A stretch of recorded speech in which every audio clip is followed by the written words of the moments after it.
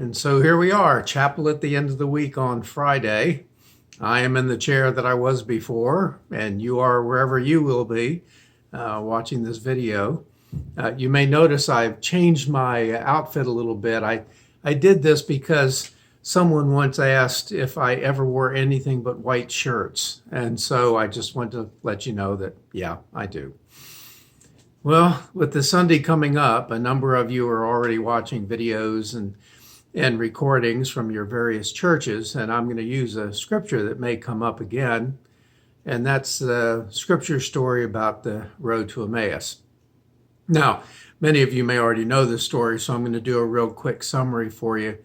It's 3 days after Jesus has been crucified, and there are two disciples that are walking down the road towards Emmaus, and they're talking about everything that has just happened, their hopes and their dreams and all the rest. And Jesus comes up and kind of silently joins them, but they don't recognize him. So they keep talking, and he eventually says, "What are you guys talking about?" And they're kind of surprised. You mean you haven't heard? And they tell the whole story again, but you can tell in the way they're telling the story that, well, pretty much all their hopes and dreams for what was going to happen have kind of passed away. They've died. And so it says in scripture that they were incredibly sad when they were retelling the story. And then Jesus says, "Oh, you guys, I swear, you really don't get it, do you?" And so he starts telling them all of the story, but it's not just his story. He takes the story all the way back and starts with Moses and brings that story all the way forward, and even passes through what the Messiah was supposed to be doing or would be bringing, and kind of off into the future in a way, because when they go into this house there late at night, Jesus offers a Passover meal, something that we would look at as Christians and consider Eucharist or communion. And when he starts doing that, these two guys that he's been talking to suddenly realize who this is, and they go back and tell they've seen the rest of the disciples, they've seen Jesus, and the story continues from there. But it's not just a religious story. I think it's a human story too. I mean, let's take a look at this. These two guys have probably been with Jesus and the disciples for, could be 2.5 to 3 years. And I imagine during that time, they've started to build up all this kind of story and all these images and all these hopes and fantasies about what it's going to be like when Jesus finally takes over everything. Kicks all the bad guys, and everything is going to be the rule of God, and it's just going to be so wonderful. And probably even fantasize their position in that coming kingdom, and just how great it's going to be for them as well, and their people. Well, then they see Jesus crucified. Now get this, after 2.5 years to 3 years of following and listening and seeing what's going on, being part of all of that, in 3 days, they lose it. In 3 days, after close to 3 years, they lose all those hopes, all those moments of joy of fantasizing what it's going to be like in the future. But I think that's kind of a human thing too. I mean, we all start believing things are going to be the way we're hoping they're going to be, and we start fantasizing what it's going to be like, and we think about how we're going to be and how we're going to feel and who our friends are going to be around us, and it starts creating this whole big story. And then what's curious is that one or two things in that suddenly don't quite match up, and we feel like we might as well just chuck the whole thing. Kind of like these guys on the road to Emmaus. Well, how did Jesus, because certainly at the end of the story, these two guys are filled with hope again. How did he do it? I mean, how did he bring them back from having thrown out all these hopes and dreams and now having hope again? Well, what he did was he didn't just start back 3 years ago. He went back all the way to Moses and told the whole story and showed how all of it played a part in coming forward to the very moment where they were, and even implied the joy that was going to come in the future. Now, I'm imagining that all of us had not, in the middle of the summer, thinking about the school year coming up, none of us imagined that, oh, yeah, there'll probably be a pandemic sometime in the middle of April and we'll never go back to school again.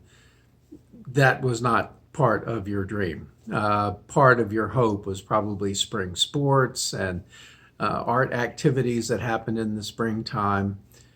Certainly, I know seniors had a lot of plans and images in their minds as to what it was going to be like at the end of the year. But I'm saying that can create a sense that somehow just because these last 2.5 months are not the way we dreamed, we might forget that this is just a short span over a long history of experiences and successes.